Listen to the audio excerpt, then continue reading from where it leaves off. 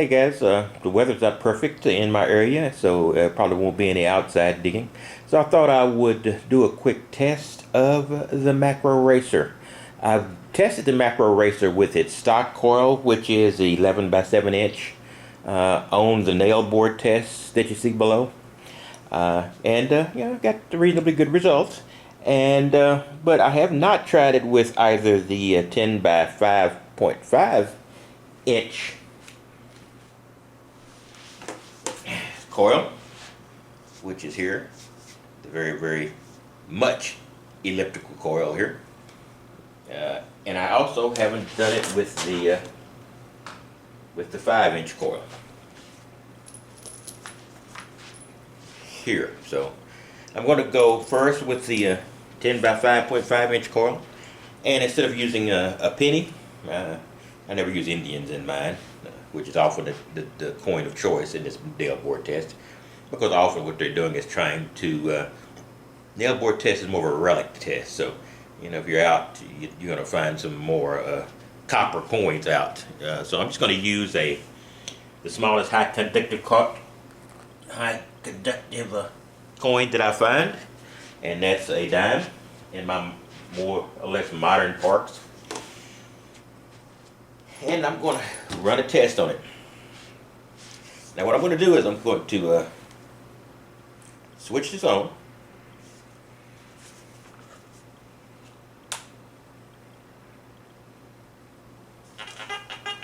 Okay, got a nice little chirp there.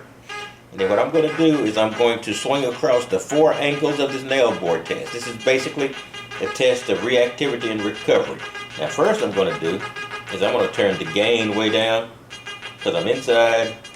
I'm not looking for depth. I'm going to be swinging over something just less than a quarter inch above it. So I'm turning the gain down to, see how quiet? I've got the gain down to 20.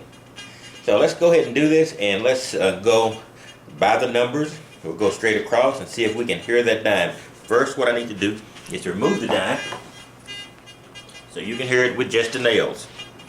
So I also need to make sure that my ID filter is turned down to 0.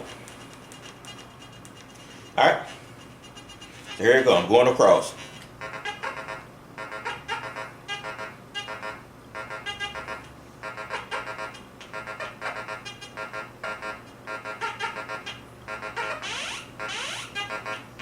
There's a very good overload, because I got this thing barely, sensitivity down very low, and I'm still can overload it if I drop it too close. Very sensitive overload on the racer, which is good and bad. Alright, so I'm going to put the dime in, and so you heard it without. So now I'm going to go to one angle across here with the dime in place, and let's see. It's in position 1 on my nail board test.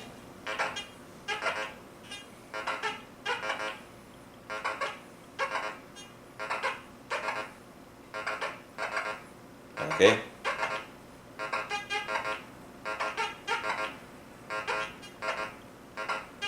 I'm hearing a little chirp there. Let's move this and let's do it again. Sorry, overload again. So you can see that I'm getting nothing without it, and then with it,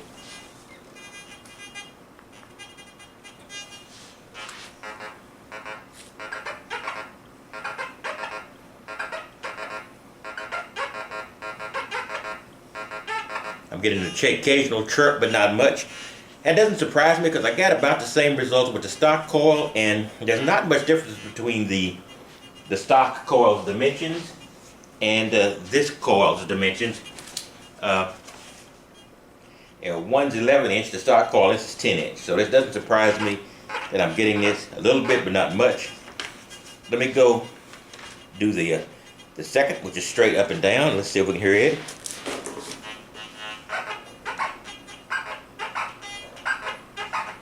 Alright, I'm hearing it pretty good there. Let me go to the third position, which is straight across. Should be a straight shot. Dead on.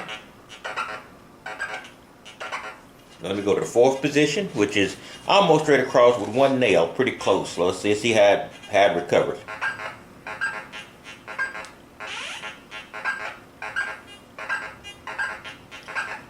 Okay, in position 1, it wasn't great.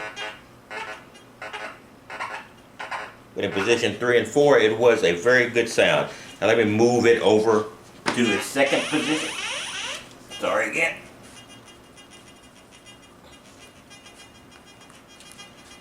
Almost against that nail.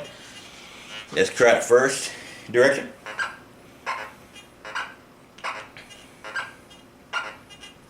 Okay, I think I'm actually clearly hearing that in both directions. Let's go to position 2, which I'll be crossing quite a bit of the angle of the nail.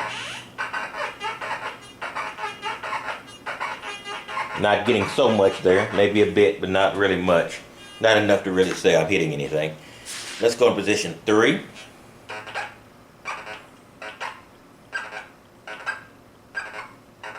I'm definitely hitting it there. Let's go to position 4.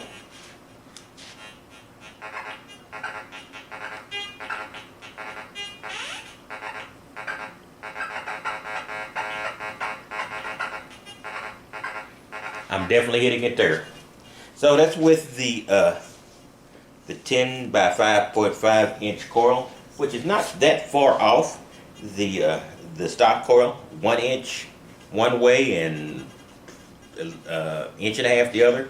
So it's a pretty close. And this is a coil I enjoy using most because I get just about the coverage, and it's a little bit smaller, so I might get a little bit better reactivity or recovery. So I'm going to stop it, and I'm going to change coils to the small coil, and let's give it a shot.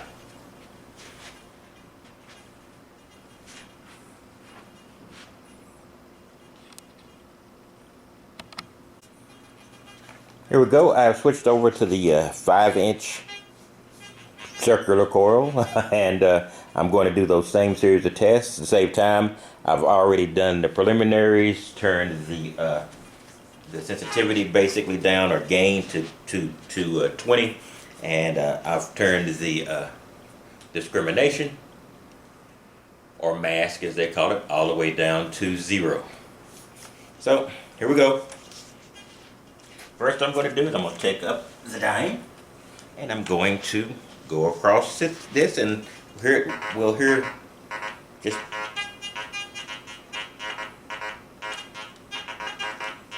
just the grunt we expect from the dimes, from the nails.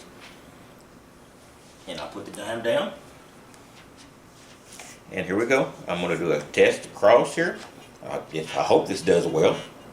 1. As expected, you hear that squeak in the middle, so I'm getting it from position 1. That's where it's closest to all 4 nails in that position. Alright, at least on this nail chart. And then I'm going across, and this is the one that's closest to the 2 nails. Now that's tremendous change there. So the small coil makes all the difference there. We'll go 3, which should be a clear shot, which we should get a very good sound.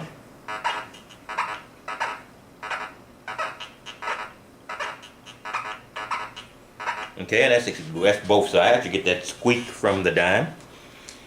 And we're going to 4 here. That's a dead solid on both directions there.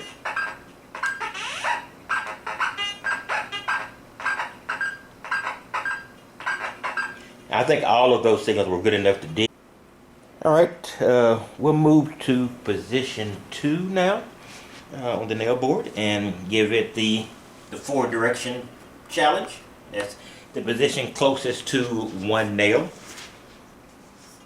Alright, so we're going to go position 1, which hopefully we should get it here since it's completely bare and open to one side.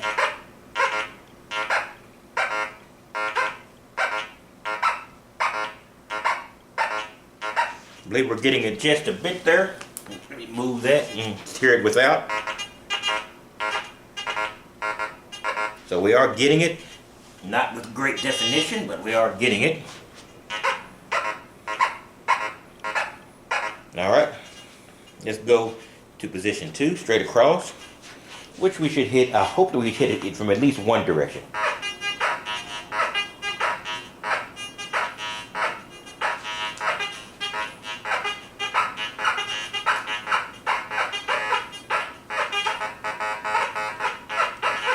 So we are hearing it. Let me move it. See, just a grunt. Put it back. Now we're hitting that high point with the grunt. All right, let's go to position 3. Go straight across. It's clear on one side, and on the other side, it's blocked. That's very clear. Actually, very clear from both sides. Let's go to position 4. Now this is almost parallel to the nail, so this should be the hardest part of the test. All right.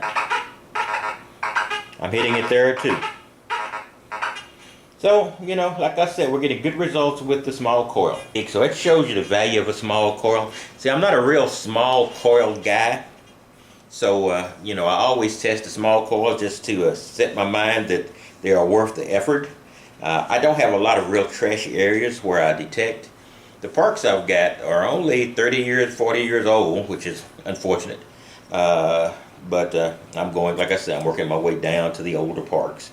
But I'm just doing what's closest to me because of time concerns and job constraints. But I do like the small coil. Does make a big difference there. And, you know, so I don't use the stock coil that much. I use the previous coil, the 10 by 5.5 most of the time. There are just a tiny number of very, very trashy areas. So usually in and around picnic areas, trees around ballparks, where you expect it. In any case, that's all I've got. So I just wanted to show you the Racer. And it like I said, to me, it's one of the best budget alternatives for reaction speed among the VDI detectors. The Tesoros are pretty much the king of reaction speed among the mid-cost detectors, but they're not VDI, and some people want the VDI target IDs, so that would be the difference. But I've done this test with more than one Tesoro and hit 100% virtually with every one I've ever used. So that's something to consider if you want to go beep and dig. In any case, that's what I got, and I will talk to you next time, and I'll be out hunting again when the weather permits.